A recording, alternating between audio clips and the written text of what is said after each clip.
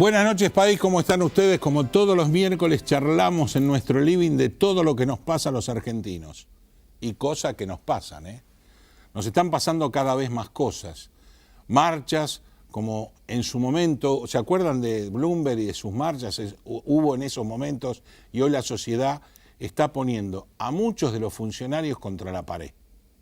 Estamos viviendo, probablemente estamos participando de un momento histórico de Argentina, debido a lo que está pasando en la justicia, con los mismos jueces que fueron los de la servilleta, no nos equivoquemos, pero que en este momento, por la presión social, van a tener que resolver ser héroes o villanos, salir y retirarse o ascender, o simplemente ir a la cárcel ellos o puteados por toda una sociedad que está harta de que no pase nada. Por otro lado, estamos asombrados de lo que está pasando con la parte, digamos, empresarial prebendaria que decíamos, que se decía en el gobierno anterior, y se vino diciendo en muchos gobiernos, porque todo esto, todos estos muchachos que hoy están charlando y comentando cómo pasaba en el gobierno anterior, son los mismos muchachos que tuvieron desde la época militar, incluido el padre del presidente, por supuesto. Entonces va a ser interesante ver cómo estos muchachos nos van a contar cómo en estas épocas y en las anteriores tuvimos todas estas tranzas. Obviamente las tranzas crecieron de una manera impresionante y todo lo que lo está faltando al país es lo que se han choreado a lo largo de tantos años. Muchos y muchos años. Veremos qué pasa, porque nosotros vamos a ser testigos, nosotros vamos a hacer lo que definamos, si esto sigue igual o no. Nosotros vamos a definir con el voto, por ejemplo, los senadores cómplices de un gobierno anterior, usando unos fueros que no fueron para tal y que deberían haber renunciado, porque realmente si vos sos inocente no necesitas los fueros.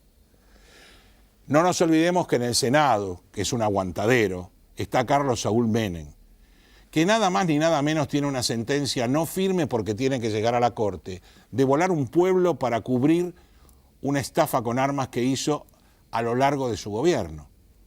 Entonces, la sociedad creo que estaba muy calma y que en este momento, con el cuaderno Gate y todos los comentarios que tienen entre los taxistas y los pilotos del avión presidencial, sabemos que existía. La realidad es que todos sabíamos o olíamos este olor a billete euro y dólar que existía. Pero nos están plantando cómo se hacía. Aquel Fariña que dijo, si quieren ficción, les doy ficción, llegó a ser un testigo protegido porque no era ficción. Aquel muchacho, el Ascar, ¿se acuerdan? Donde estaban contando dólares los hijos de Lázaro Báez que todavía están sueltos. Todos esos muchachos que fuimos viendo a lo largo de estos tiempos, inclusive Clarence, el famoso financista que manejaba el dinero del matrimonio presidencial, que hoy sabemos que en este periodo hizo 91 viajes a Uruguay, simplemente en barcos privados. Qué raro. Tantos otros viajes a Europa también por lados non santos. Entonces, usted se siente, como diría el gordo casero, pidiendo flan, porque realmente estamos en otro país. Ojalá que este país sea el que nos permita proyectarnos a un país en serio. Por ahora estamos solamente en un amague de lo que puede ser. Ojalá que sea. La justicia se tiene que poner los pantalones largos, tiene que empezar a resolver, y ahí es donde empezamos a tener nuestras dudas. Si la justicia resuelve, usted se va a sentir mejor. Y no hablamos de Cristina presa o no presa, hablamos de todos presos, hablamos de todos los problemas de corrupción que tenemos, los anteriores, los actuales y los que no vamos a tratar de impedir debido a cómo juzguemos los anteriores y los actuales. Así que este programa vamos a estar hablando de un poco de todo eso y un poco más, porque de justicia hoy no vamos a seguir tocando el tema, pero sí vamos a hablar del tema económico con Gustavo Nefa, vamos a estar hablando con Juan Brudge, un diputado nacional de Córdoba, con un montón de proyectos que está presentando algunos muy interesantes para nosotros. Y por otro lado vamos a estar hablando con Horacio Jaunarena. Horacio Jaunarena, muy conocido, 3 veces ministro de Defensa. ¿Usted quiere creer que una persona que es del Partido Radical, que fue 3 veces ministro de Defensa, hoy el gobierno no lo cita para preguntarle qué hacer? Lo que pasa siempre. La soberbia de los gobernantes los llevan siempre a equivocarse. Así que una vez presentado todo, los invito a que veamos los auspiciantes y luego de lleno vamos a hablar con los invitados. Gracias, señor director.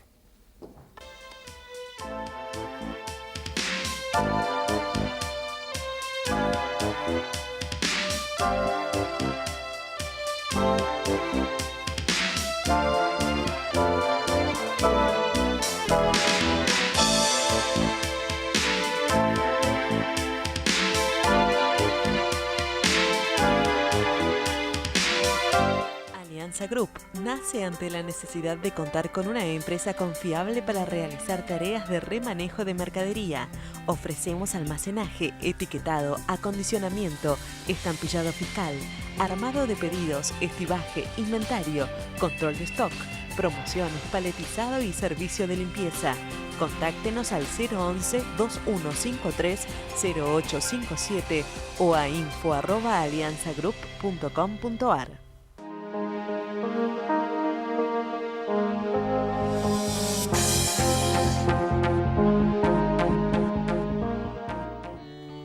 Relevamientos y auditorías fiscales Sociedad Anónima. La optimización de los recursos tributarios son nuestro objetivo. Una vida de experiencia, brindando servicios y dando soluciones a empresas y a organismos tributarios provinciales y municipales. Para información, relevamientosauditorías@gmail.com. Bodega Iacarini cuenta la historia del vino de San Rafael. Cada una de sus líneas transmite los valores de la tradición, el culto al trabajo y su recompensa, el homenaje a sus hacedores.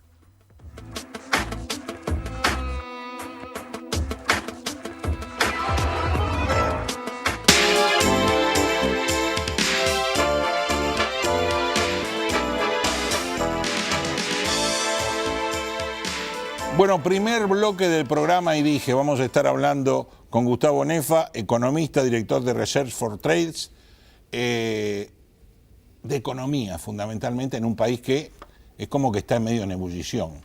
Gustavo, ¿qué costo debemos pagar por ser emergentes o por ser amigos de Turquía o por ser parecidos a Turquía? ¿Por qué estamos pagando este costo? No, primero, porque Argentina cayó en desgracia mucho más que sus pares o del resto de los mercados emergentes. Claro. Porque estábamos vulnerables por 2 frentes, frente fiscal y el frente externo.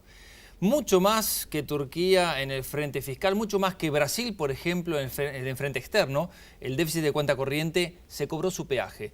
Y después de 2 años que no logramos reducir sustentablemente el déficit fiscal, hemos caído en la desgracia de el cambio en el apetito de los inversores extranjeros. Porque lo que pasó en febrero y después se reforzó en mayo-junio, de ahí las primeras crisis cambiarias, fue un cambio rotundo en la preferencia de los inversores internacionales. ¿Por qué? Porque las tasas de interés libre de riesgos empezaron a subir. Porque el dólar se fortaleció, el dólar se fortalece, los commodities caen. La suba de la tasa de interés libre de riesgo en el mundo desarrollado golpeó de lleno a las carteras de aquellos inversores mundiales tengo riesgo, que especulaban en otras monedas y que parecían sustentablemente estables, o al menos corrían debajo de la inflación, con lo cual la inversión de aquel extranjero se apreciaba en dólares. Y todo eso cambió rotundamente. Nosotros, en este momento yo creo que somos víctimas de una gran incertidumbre, sobre todo la sociedad que económicamente consume en el consumo interno, tiene una parte de miedo y otra parte de incertidumbre de lo que va a pasar, y eso está bajando aún más el nivel de consumo interno. Totalmente. En el frente externo tenemos problemas, tenemos sequía, tenemos baja de nunca más la soja a los valores que tuvo Néstor Kirchner, y hoy tenemos una balanza complicada. ¿Qué deberíamos hacer? Porque ahora esta gran devaluación que surgió a raíz de lo que vos comentás nos coloca un poco mejor en cuanto a exportaciones, en cuanto al valor, y frena un poco, directamente, sin poner ningún tipo de aforo, las importaciones. Se hacen muy caras. Sí. Eso mejora, a su vez, el gasto público. Pero ahora el fondo no se contenta con eso. No. Le pide al gobierno que haga lo que debería haber hecho en el 2016. Sí, pero aún así la cuenta corriente, que venía a comienzo de año lanzada un 5,5 puntos del PBI, que es una barbaridad de déficit de cuenta corriente, a lo sumo recortaría este año a 4 o 4,5 y el año que viene en 4 puntos del PBI como déficit. Entonces no alcanza. El umbral son los 4 puntos del PBI, de ahí en más es realmente muy difícil de sobrellevarlo. Y si por el otro lado tenemos un déficit fiscal tan grande, peor todavía. Pero tampoco alcanza la plata del FMI. Y primero en el tiempo, porque los 50.000 millones de dólares no son mañana. Y Argentina necesita 32.000 millones de dólares para cerrar su programa financiero. En gran parte ya está pensando cómo hacerlo. Programa financiero hasta el término de gobierno. Supongamos todo lo que queda de agosto a diciembre del año 2018 y todo el año 2019, vamos a requerir un financiamiento extraordinariamente alto. Argentina es una economía que necesita al menos 32.000 millones de dólares promedio entre el sector público y el sector privado para financiar sus desfasajes. Y todavía le faltan entre 8.000 y 12.000 millones de dólares para cerrar esta transición. ¿De dónde los va a sacar? Esa es la incógnita. Es más, el propio gobierno, Duhovne le entregó un PowerPoint al FMI diciendo que le faltaban 8.000 millones de dólares. Que se quede tranquilo que lo vamos a conseguir en el mercado interno. Pero hasta nosotros los analistas dudamos de dónde va a sacar el resto de la plata. Te pongo un caso. El supuesto es que se van a refinanciar en un 100% las letes en dólares. Sí. Hay 15.000 millones de dólares de letes en dólares. Fíjate lo que pasó hace 10 días atrás nada más. El 50% se rolió. Con el respeto a las LEVAC. Las letes en dólares, solamente 53%, para ponerte una cifra exacta, quiso volver a invertir. Entonces estamos caminando sobre un hilo muy fino y hay que ver de dónde provendrá el financiamiento. Se está hablando hasta de pedir un waiver al FMI porque no llegamos al 32%, sino que lo superamos de inflación, pero no solo eso, que se adelante la plata que nos será debida más adelante. Y hasta se habla de acudir al Tesoro de Estados Unidos. La incertidumbre es bastante importante y todo eso recae, Raúl, en lo que vos comentaste al comienzo.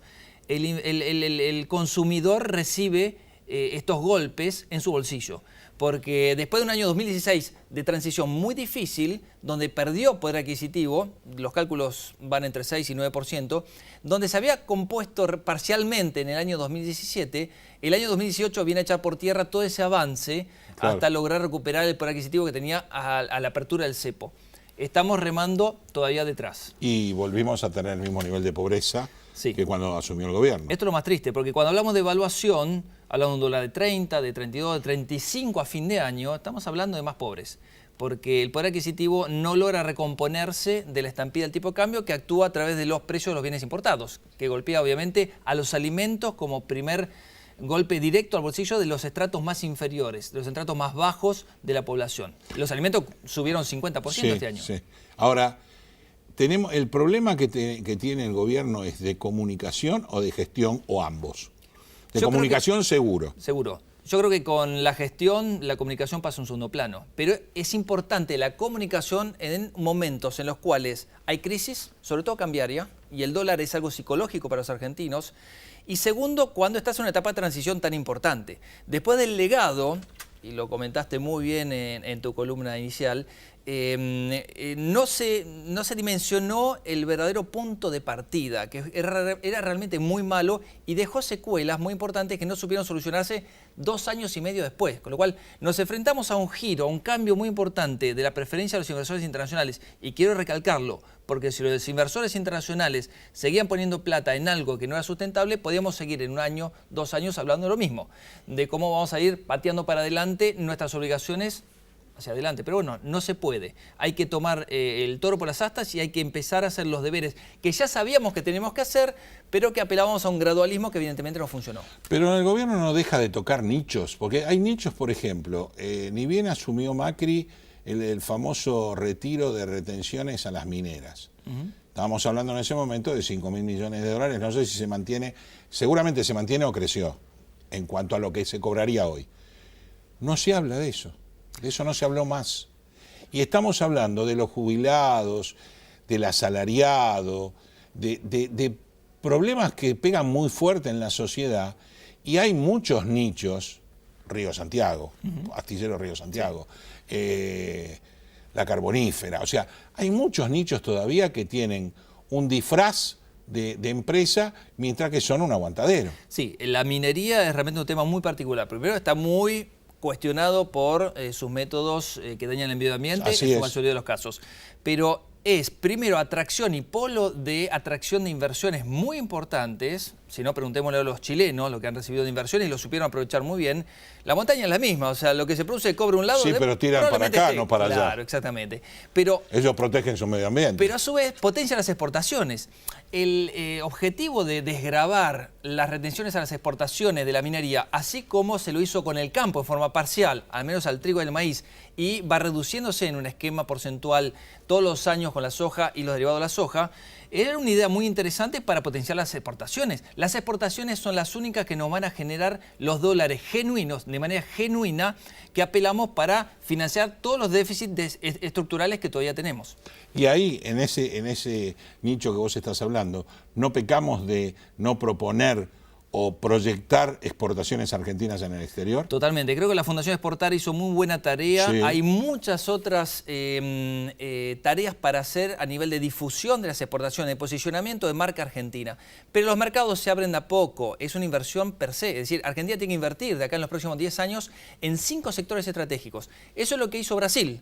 Brasil se posicionó en 4 o 5 sectores estratégicos donde supo atraer inversiones antes de 2014, después vino 2014 y 2015 con la caída de los commodities y todo lo que fue Lavallato y Odebrecht, que vino a romper ese esquema de crecimiento virtuoso, que lideró además el crecimiento del resto de los emergentes. Bueno, se está recomponiendo Brasil, pero Argentina debería definir de caras al futuro a 5 a 10 años 5 sectores estratégicos.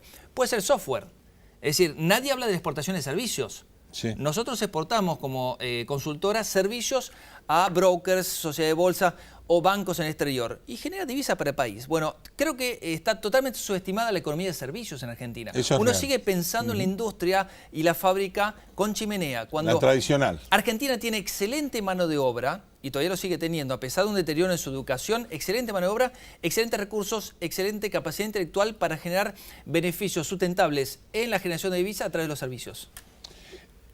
Otro tema importante, sobre todo para la economía argentina, nosotros venimos bregando por que la base del crecimiento del país va a ser la justicia y la educación, por un lado, ¿no? Pero a su vez yo veo que hay una gran riqueza en el país que se llama Vaca Muerta, que las inversiones sí vinieron a Vaca Muerta, inclusive YPF está haciendo un gran desarrollo en Vaca Muerta, y que nos va a hacer prácticamente, dentro de muy poco, tuvimos a Daniel Montamati, nos explicaba que nos va a hacer autosuficientes en gas y exportadores de gas. Sí. Esa es una de las aperturas que va a tener el país para ingreso de divisas. Sí, yo estoy moderadamente optimista con Vaca Muerta, porque siempre se habla de Vaca Muerta como la salvación para la Argentina. Lleva tiempo, lleva mucho tiempo, va a llevar mucho tiempo. Lleva inversiones, pero ya se está produciendo, no solo YPF, hay otras empresas que están produciendo en Vaca Muerta, han generado ya producción genuina y la tecnología ha mejorado, porque donde se fraccionaba una roca, hoy se fracciona hasta 3. En Estados Unidos hay bases de perforación de hasta 5 rocas para abajo, con lo cual se hace mucho más eficiente la producción y el precio de petróleo promedio menos para costosa. Lograr el break-even o el empate entre los costos y los ingresos bajó sustancialmente, está por debajo de $50, de $70 que venía haciendo, digamos, de ahí para arriba tiene que estar el petróleo para que sea sustentable. Hoy, con este precio de petróleo en $67, lográs beneficios para aquellas empresas que ya están exportando en Vaca Muerta. Bueno, eso atrae de por sí más inversión, pero el desafío es bajar el riesgo país y hemos hecho todo lo contrario en el último año.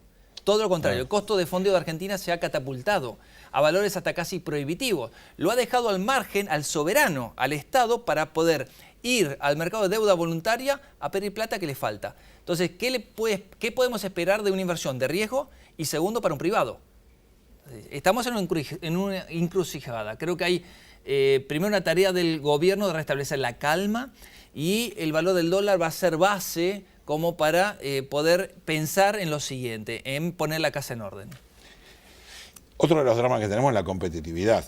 Sí. Obviamente la logística de este país, desde la destrucción del ferrocarril en adelante, donde era digamos, el transporte más económico y mucho mejor manejado, ¿no? que lo que pasó que lo que pasa con los camiones. Hoy estamos con un problema muy serio en cuanto a flete y traslado de materia prima hacia los puertos para poder exportarlos. Sí. Y resulta que los fletes de exportación salen más caros que los internos. Correcto.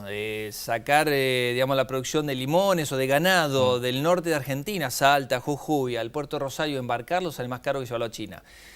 Otro tema, el tema gremial, no es menor. Es decir, la corporación gremial hoy está trabando el desarrollo no solo del ferrocarril, sino de otras maneras de transportar nuestra cosecha, de transportar nuestros productos, y eso es algo que tiene que cambiar. No por nada el gobierno en su momento, una de las, digamos, de las premisas básicas para desarrollar la competitividad, ya no a través de una devaluación, sino a través de una ganancia genuina en la reducción de costos, fue el Belgrano Cargas. Ojalá que ese proyecto termine y lleve a buen puerto, porque eso es una ganancia de competitividad para muchas economías regionales inaudita. Bueno, recordemos que entre toda esta crisis judicial que tenemos, estamos hablando de la hidrovía y todo lo que implica la hidrovía. Correcto. Porque vos estás hablando justamente de San Lorenzo, el puerto de San Lorenzo, Rosario, y la hidrovía era una caja boba de coimas y sobreprecios, ¿no? En dólares y a todo trapo. Hoy sabemos de qué se trata y la verdad que el gobierno está haciendo los esfuerzos, creo yo, a partir de toda esta olla que se está destapando como para sentar las bases de un nuevo crecimiento. Ojalá esto le sirva a la Argentina y este tema de los cuadernitos le resta al menos un punto de crecimiento a la Argentina. Yo estimo que este año vamos a caer el 1% y el año que viene a duras penas llegaremos al 1,5% de crecimiento. Creo que las expectativas que están hoy en el REM del Banco Central están totalmente subestimadas. Se está estimando un 0,3% de crecimiento, de caída, perdón, para este año. Creo que lo de los cuadernos ¿Vos crees que más? Sí, le ha profundizado la caída para este año y le pone un cepo muy grande para el año que viene. Brasil tuvo que pasar por lo mismo, Perú, Italia. Es decir, hay casos en donde cuando se destapa una olla de corrupción muy importante, ha tenido un impacto muy fuerte en el crecimiento, pero sentó las bases, digamos, de una nueva dinámica para la economía en muchos aspectos. ¿Y el gobierno por dónde debería empezar para aquietar las aguas, según tu visión? Primero, solucionar el déficit. Te pongo en Duhovne, digamos. Solucionar el déficit fiscal. Vos no podés tener un tipo de cambio... No es una pavada. No es una pavada, pero va bien encaminado. ¿Pero por qué? Forzado por las circunstancias. Es decir, acá nadie vino y dijo, yo quiero bajar los gastos. Primero, porque no sabía cómo hacerlo o no pudo. Hay mucha resistencia y una inflexibilidad a la baja, vos lo conocés muy bien. Hay un 75% de gasto público, y ahí incluyo al ANSES y nuestros jubilados, que están indexados o bien tienen paritarias. Entonces, es muy difícil también lograr, bueno, el costo se lo trasladó al privado, por eso tenemos las boletas y nos llegan todos los meses las boletas que tenemos, y a su vez hay un gasto muy a la baja en las transferencias a las provincias, y las provincias, que son aquellas que más renuentes se encontraban a ajustar, se enfrentan al problema de que tienen que ajustar. Han sido las grandes impulsoras del empleo público, más que el sector público nacional. El sector público provincial ha sido gran tomador de mano de obra que hoy debe ajustar, y eso no es gratis. Gracias, Gustavo, por las aclaraciones. Te vamos a tener en cuenta para ver cómo sigue esta historia que en Argentina nos tiene muy preocupados. A la gente, en realidad, a la sociedad la tiene muy preocupada, porque fuera de que fuera inversiones con PPP o cortar o la pública o todas esas cosas que la gente escucha, cuando no llega a fin de mes no interesa nada más, interesa eso solo. Correcto. Gracias por haber venido a Economía. Muchas gracias a vos, Raúl. Hacemos apenas una pausa y volvemos.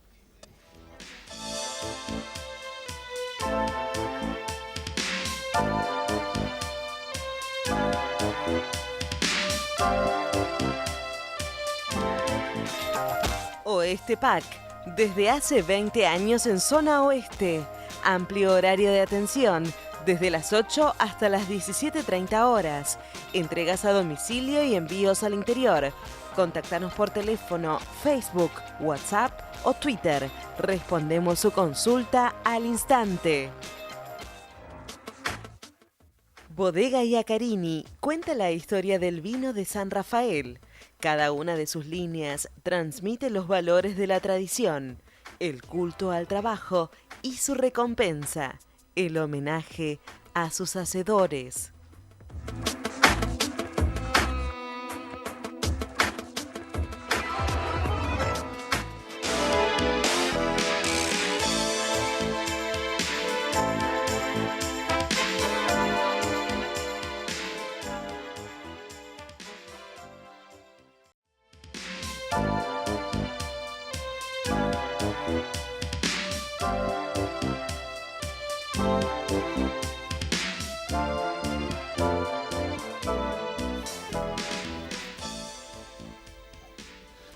Segundo bloque del programa, dijimos que íbamos a estar con un diputado nacional de una provincia mediterránea. Estamos con Juan Fernando Brudge de la provincia de Córdoba. Gracias por estar en Economía Ahora, diputado, presidente de la Comisión de Comunicaciones. Así es. ¿Cómo reacciona la Comisión de Comunicaciones ante el problema juicio con el correo que justamente era el padre de Macri? No, sí, por supuesto. Nosotros en esa oportunidad, cuando esto salió a la luz, lo primero que hicimos es convocar al entonces ministro de Comunicaciones, actual ministro de Defensa, Oscar Aguad, para que, bueno, explicara a la comisión cuáles habían sido los pasos que se habían dado, porque no nos olvidemos de que todo el aspecto jurídico de la quiebra de Correo Argentino y la representación del Estado que tenía acciones en Correo Argentino fue manejada por ese ministerio. Su director de jurídica era el que había suscrito ese famoso acuerdo que había sido fuertemente criticado por la síndico de la Cámara de Comercio y la Cámara de Apelaciones de Comercio, la judicial, ¿no? Y que había provocado, bueno, dictámenes diferentes en lo que respecta a si era conveniente o no era conveniente. Bueno, lo citamos, estuvo varias horas el ministro con su asesor jurídico, el doctor Moconá, que son los que en definitiva explicaron cuál era la situación. Fue una larga jornada en esa oportunidad y de allí empezó a surgir estas ideas de que la Auditoría General de la Nación, por ejemplo, hiciese el control sobre si realmente lo que estaba ofreciéndose los deudores a los acreedores, ese acuerdo famoso, era conveniente para el Estado o no.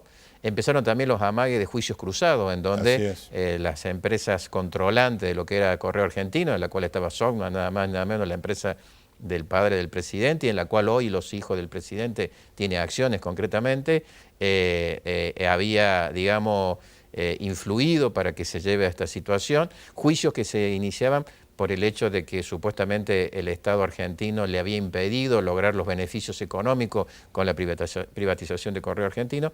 O sea que es un capítulo que no está totalmente cerrado todavía. ¿Y cómo está hoy? Y hoy en día estamos frente a una situación en donde están evaluando propuestas de parte también de los deudores. Los acreedores todavía no han dado el consentimiento a esa nueva propuesta. Ha entrado como en una situación de lentitud propiamente del proceso judicial. Me parece que ahora la lentitud está dada quizás por el hecho... Proceso judicial con gobierno de turno. Claro, está dada por el hecho de la prudencia de los jueces, de a veces de no pelearse con el poder, que es el gran problema que tenemos en la República Argentina, que a veces los jueces de turno no quieren pelearse con el poder de turno. Lo importante es que no se cerró lo que se iba a cerrar, que era una barbaridad. No se cerró. La síndico sigue siendo la que está, digamos, haciendo los planteos correspondientes. Hay fiscales intervinientes también en representación del Ministerio Público, que son los que están haciendo los planteos en el asunto. Y bueno, y la Auditoría General, que está dando números al respecto de cuál tendría que ser este acuerdo al cual se tendría que arribar. Números que son difíciles de calcular en una economía que ha pasado por muchas etapas, ¿no? Acá estamos hablando de 10 a 12 años en donde hubo una serie de vaivenes económicos, en donde no se puede fijar concretamente con precisión cuál sería el número adecuado para resolver esta situación. Pero lo cierto es que esto impacta directamente con lo que hace a la empresa controlante, que era Sogma, y según la legislación de quiebra, en el caso de que Correo Argentino se le pida la quiebra, se produce lo que se llama la solidaridad de las empresas que están conectadas con Correo Argentino, en donde Sogma, en definitiva, quizás si esto avanza y se declara la quiebra, tendría que responder económicamente por lo que debe Correo Argentino. ¿Qué idea tienen con respecto a lo que está pasando, no solo en la justicia, sino con el tema, sobre todo en el Senado, de sostenerse en los fueros, que creo que usted ha presentado algo en este momento, con respecto a ese aguantadero que es el Senado para determinados casos, que si fuera inocente, anulo mis fueros y me voy y me presento directamente, ¿no? Sí, este es un tema que se debatió muchísimo, ustedes recordarán, con el tema del diputado debido, Así que es. finalmente avanzamos en el proceso de desafuero y lo logramos a ponerlo a disposición de la justicia. Había 2 pedidos de desafuero en ese momento, los 2 prosperaron. Hicimos todo un proceso en donde le dimos el derecho de defensa a Debido para que se defendiera. Sí. Debido estaba, en ese momento se le habían promovido cerca de 100 causas, de las cuales en 8 estaba en condiciones de ser elevada a juicio y en 2 le habían pedido la prisión preventiva. Y en ese momento Debido no tenía ninguna sentencia.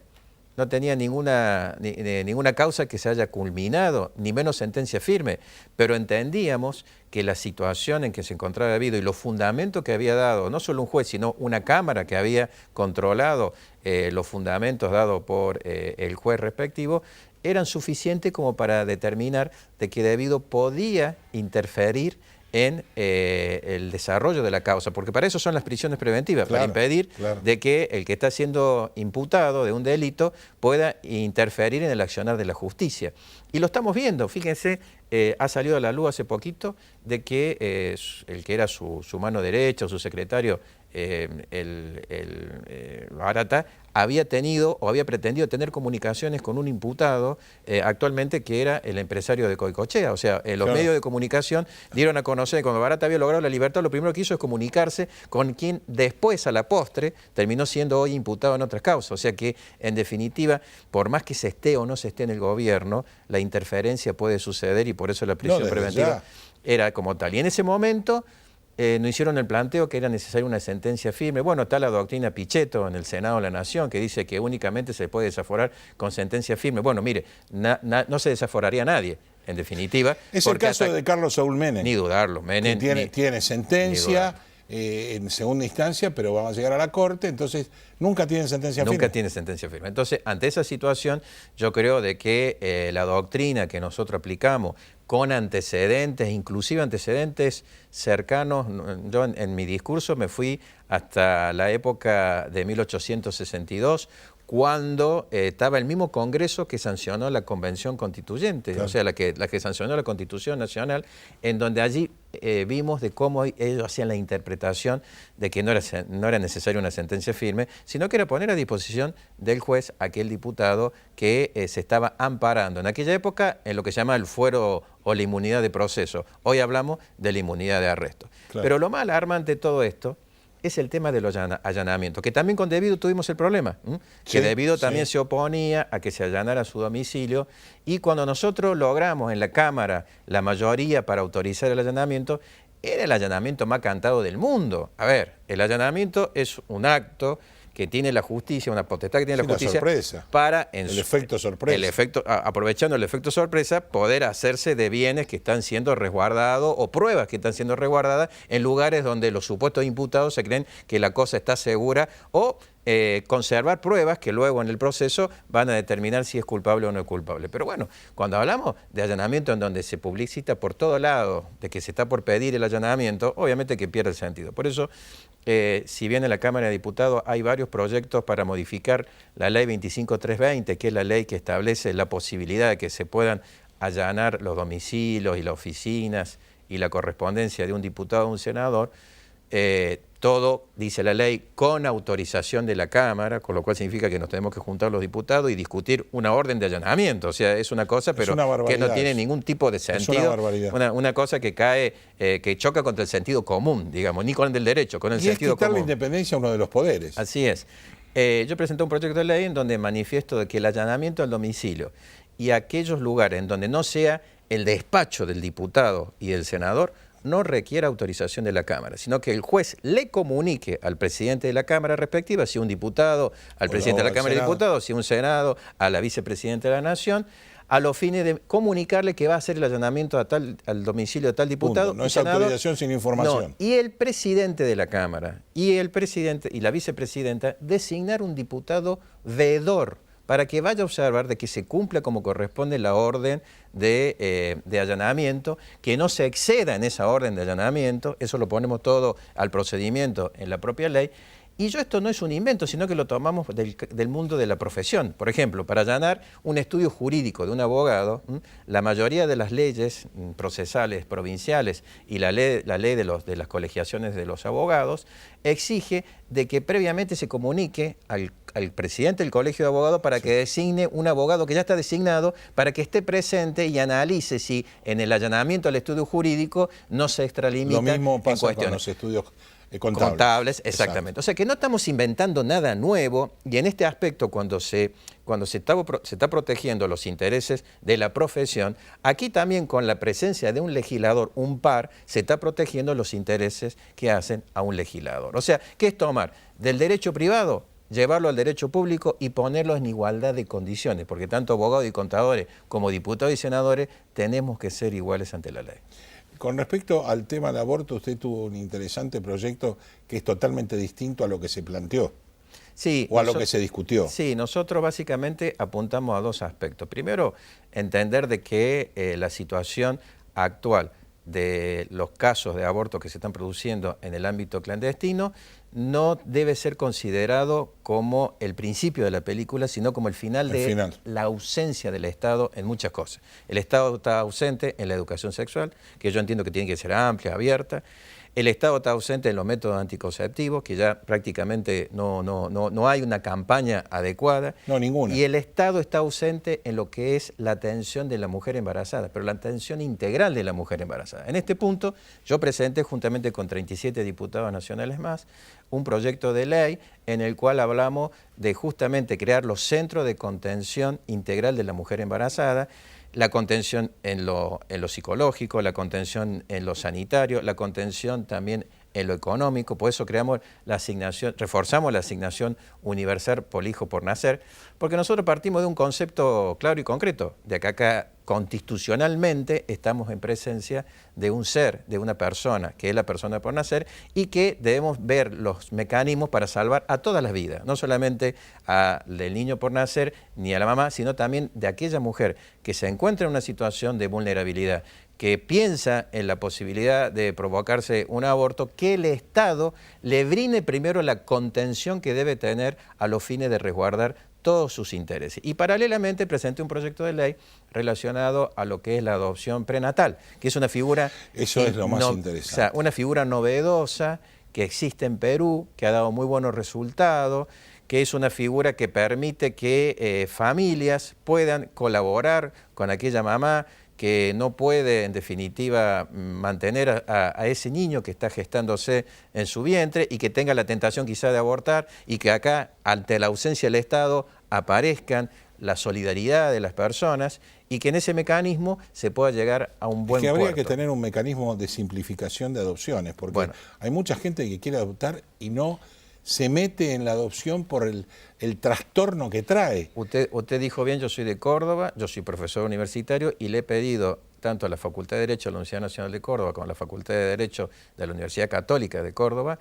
que trabajemos en un proyecto de ley para simplificar lo más que se pueda los pasos para la adopción, porque es el mecanismo en donde ya no estamos hablando del niño por nacer, sino de aquel niño que muchas veces está institucionalizado, que está fuera de la integración de una familia, que día a día lo estamos alejando de un desarrollo integral como persona. Yo siempre digo que un día que un niño pasa fuera de un ámbito familiar es un día que está perdiendo en su maduración y que por lo tanto no va a poder lograr los objetivos que tienen aquellos otros que están en mejor condición que él. Y a veces pasa con familias que no son santas, digamos, y un chico que puede tener un desarrollo en un ámbito distinto, no lo tiene justamente por estar dentro de esa familia. Y hemos caído a situaciones, usted vio esto de las familias famosas, no famosas, sino las familias denominadas transitorias, ¿no? En donde los niños que todavía no se han dado en adopción van pasando de casas en casa. ¿no? Eso es un desastre. Esa es una barbaridad, la desintegración sentimental que se le provoca a ese niño, lo convierte en un ser impersonal. O sea, todos estos aspectos hay que regularlo los tiempos tienen que ser más cortos, tiene que haber un control del Estado, pero fundamentalmente el niño rápidamente tiene que salir de la institucionalización e integrarse a una familia.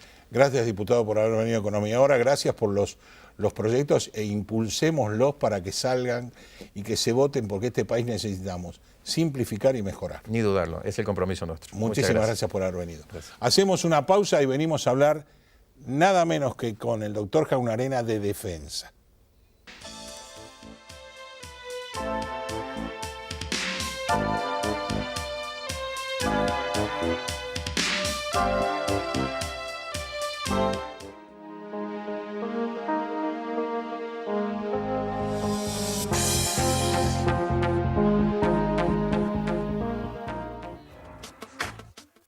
Bodega Iacarini cuenta la historia del vino de San Rafael.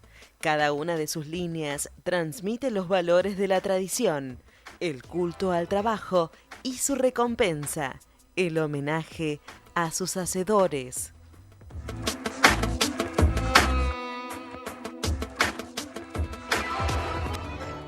Relevamientos y auditorías fiscales Sociedad Anónima.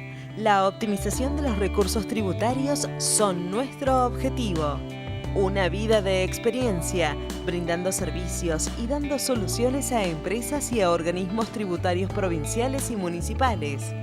Para información, relevamientosauditorías@gmail.com.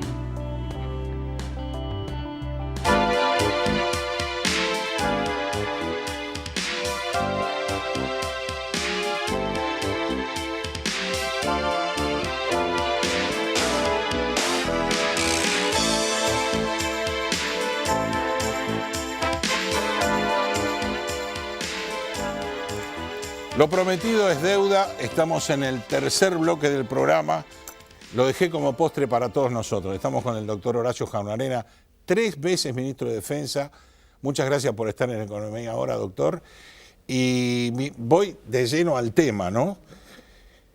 Hubo una discusión muy fuerte con el tema del gobierno, con el famoso decreto Nilda Garré, donde la oposición decía que el gobierno quiere mandar las tropas a la calle y el gobierno mandó las tropas a la frontera. Yo no estoy de acuerdo ni con la oposición ni con el gobierno. Primero porque el tema de las Fuerzas Armadas es un tema que ha quedado como castigado desde el 83 en adelante, si usted quiere, y fue lentamente destruyendo las Fuerzas Armadas. ¿Qué pasa con ese decreto y qué pasa o qué deberíamos hacer con las Fuerzas Armadas? No, 2 buenas preguntas. Lo primero que yo recuerdo cuando hablamos de este tema es una frase que dijo un pensador uruguayo cuando veía que un avión estrellaba contra las Torres Gemelas y morían multitud de inocentes. Así es. Y él, mirando que la torre se derrumbaba, decía, cuando creíamos que teníamos todas las respuestas, nos cambiaron las preguntas. Yo tengo la primera impresión que tengo, y certeza, es que en Argentina estamos tratando de dar a preguntas nuevas respuestas viejas. Claro. Y entonces tenemos un problema fundamental porque no advertimos que el mundo del 83 o del mundo de la Guerra Fría no es este mundo, no existe aquel mundo, existe otro, Este otro mundo. En aquella época no existía. Hay riesgos de esa época que hoy no están. Claro, no existía. Y hay riesgos nuevos que hoy sí están. Teníamos la hipótesis de conflicto con Chile, la hipótesis de conflicto con Brasil, teníamos la Guerra Fría, en donde confrontaban 2 superpotencias, que fue una Guerra Fría para esos países, para las grandes potencias, pero para otros países nosotros. Fue una guerra caliente. ¿No es cierto? Entonces tenemos un mundo que ya no existe. Y no podemos seguir pensando en las respuestas viejas para ese mundo. Y un poco lo que dice la oposición cuando denuncia que va a haber represión, que está preparándose una represión para el conflicto social, yo creo que están se están creando una discusión artificial cuando tendríamos que discutir otra cosa. ¿Por qué digo esto? Porque en este momento, si el gobierno fuera un gobierno que quiere reprimir, le sobra con la gendarmería, no hace falta vincular a las Fuerzas Armadas. Que la sacó de sus lugares naturales y hoy está ejerciendo otro tipo de fuerza. Bueno, ahí vamos. ¿Qué pasa realmente? Ya viene a cuento esta historia, porque esto empieza, o inmediatamente después que sale este decreto, que vuelve a la redacción original de la Ley de Defensa. Así es. Inmediatamente va fuerzas del Ejército a la frontera. ¿Qué pasa en nuestra frontera? Y por eso digo que es necesario empezar a discutir en serio los problemas. Nosotros tenemos 10.000 kilómetros de frontera terrestre y fluvial y 5.000 kilómetros de frontera marítima. En la frontera se hace control y se hace vigilancia. Control se hace en los puestos habilitados de frontera, que son 130. 100 dependen del Ministerio del Interior, 30 del Ministerio del Interior y 100 del Ministerio de Seguridad. Y el resto es en donde se hace vigilancia. ¿Sabe cuántos pasos clandestinos tenemos? 852.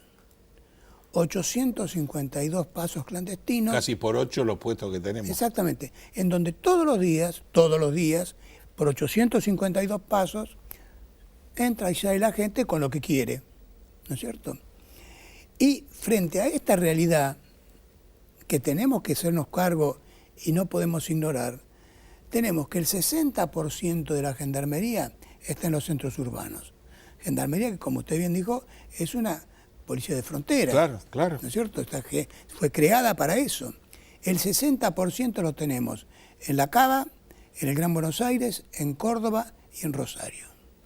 Y nos queda el 40% para los 10.000 kilómetros de frontera y los 5.000 kilómetros de frontera fluvial. La prefectura tiene también el 60% del personal dirigiendo el tránsito en Puerto Madero, en distintos... Prefectura. Entonces, consecuencia. ¿Qué es lo que le pasa a la Argentina? Argentina ha perdido el control de sus espacios soberanos. Todos. Todos. Los marítimos, los terrestres y los aéreos. No controla el espacio aéreo porque no tiene aviones, porque no tiene radares, porque tiene leyes deficientes. El espacio marítimo es una fiesta para la pesca ilegal. Sí. ¿No es cierto? Y el espacio fluvial, ¿por qué pasa en Rosario lo que pasa? Porque el gran contrabando de droga viene por el río. Se asienta en Rosario, una parte sale para el exterior y la otra parte está en Rosario. ¿Y qué pasa? Es la pelea por el reparto. Por eso pasa lo que pasa en Rosario. Entonces, es saludable, es importante que se esté secuestrando como se está secuestrando droga. Sí. Pero si usted no controla el territorio, es como desagotar el mar con una cucharita. Claro, claro. Secuestra 200... Es importante, pero no es lo que va a resolver el problema. No es lo que va a resolver, porque se secuestra 200 y se entra a 400.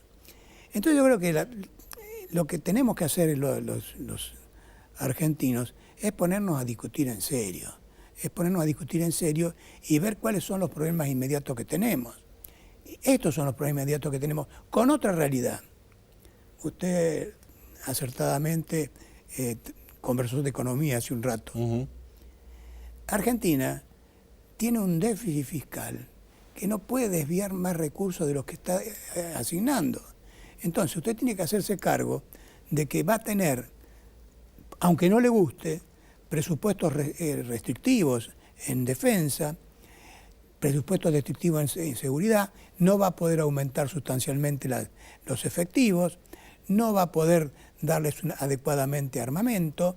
Entonces usted tiene que ponerse en claro, primero, ¿cuáles son los problemas que tenemos? El primer problema es este de la falta de control del territorio. Lo poco que podemos comprar para equipamiento, bueno, que tenga el sentido de dedicarlo a eso, ¿no es cierto? Entonces habrá que priorizar aviones, o habrá que priorizar radares, habrá que priorizar más control. Y en este sentido vale la pena destacar que tenemos que perfeccionar la ley en el sentido de la cobertura que tiene la gente que va a realizar las tareas en la frontera.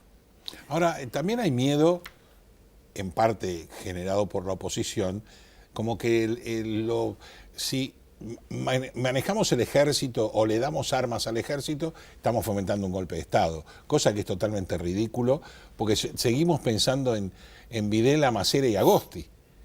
Ya esa historia, ninguno del ejército de hoy es de ese ejército. Por supuesto. Mire, yo tuve la responsabilidad de conducir a las Fuerzas Armadas en el momento de la peor crisis que tuvimos, que fue cuando renunció el doctor de la Rúa y asumió varios, sí. ¿No es cierto? En ese momento yo le puedo garantizar, porque estaba conduciendo a las Fuerzas Armadas, que contribuyeron a la solución, no al conflicto. Le cuento un solo ejemplo. En ese momento había una crisis de hambruna en el norte de la Argentina como consecuencia de la crisis, y no podían llegar la ayuda alimentaria porque los asaltaban por el camino. ¿No es cierto? Entonces, ¿qué tuvimos que hacer? Tuvimos que poner a los camiones del ejército para llevar la mercadería a las que necesitaban, porque eran los únicos que respetaban. Claro. Entonces, en ese momento, las Fuerzas Armadas fueron la solución, contribuyeron a la solución del problema, no lo generaron.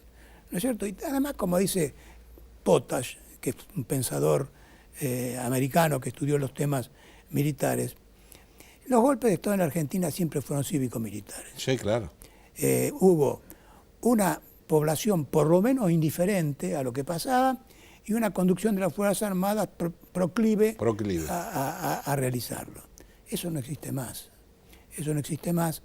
Y afortunadamente estamos viendo otra realidad que no tiene nada que ver. Es lo mismo que hablábamos al principio.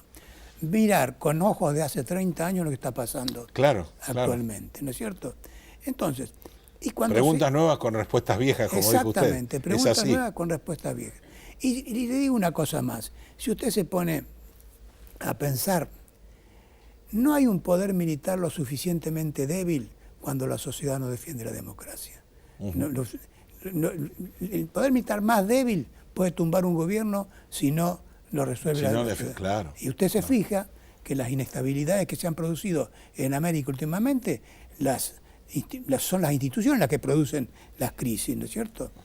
Y tampoco hay un poder militar. Sí, el mismo saneamiento lo genera la misma sociedad. Exactamente. Con respecto a la justicia, con respecto a la sociedad que empuja, ¿no? Lo que está pasando en Argentina, lo que pasó en Brasil, lo que pasó en Perú, lo que pasó en Uruguay, lo que pasó en distintos lados. En todas partes. Las crisis en este momento son crisis económicos-sociales y se caen gobiernos y vienen otros, pero no son los militares. No, desde ya. Ante esto de lo endeble de las Fuerzas Armadas, ¿cómo nos animamos a hacer una reunión del grupo de los 20 acá con los presidentes de casi toda América?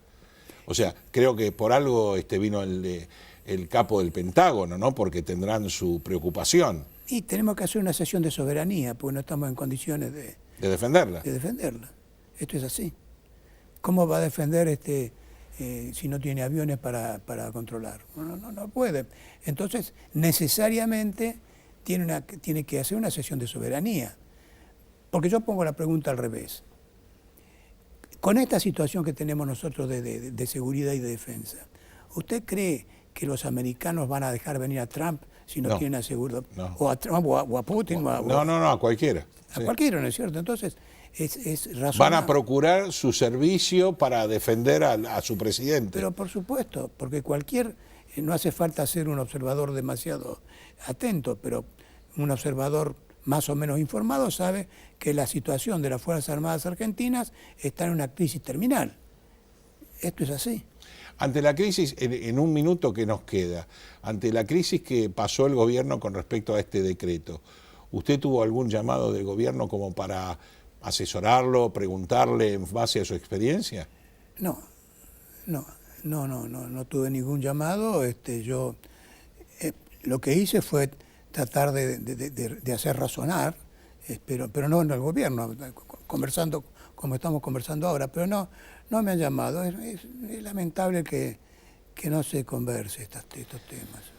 Es lamentable la soberbia en el estado de poder, sobre todo con un país que está tan complicado en todos los aspectos, porque estamos en el aspecto económico, en el aspecto militar, en el aspecto social. Tenemos muchísimos problemas que hay que dar vuelta como una media, y es feo que un gobierno se encierre en su saber cuando no sabe.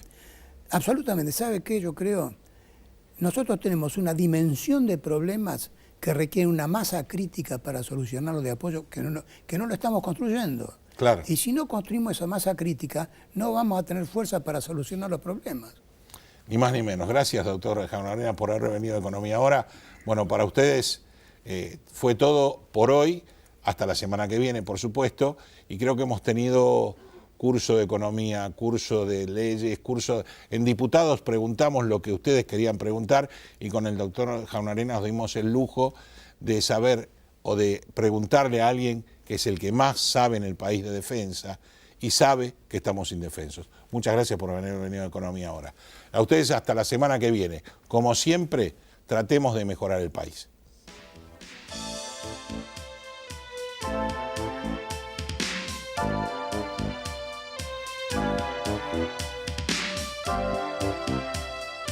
Thank you.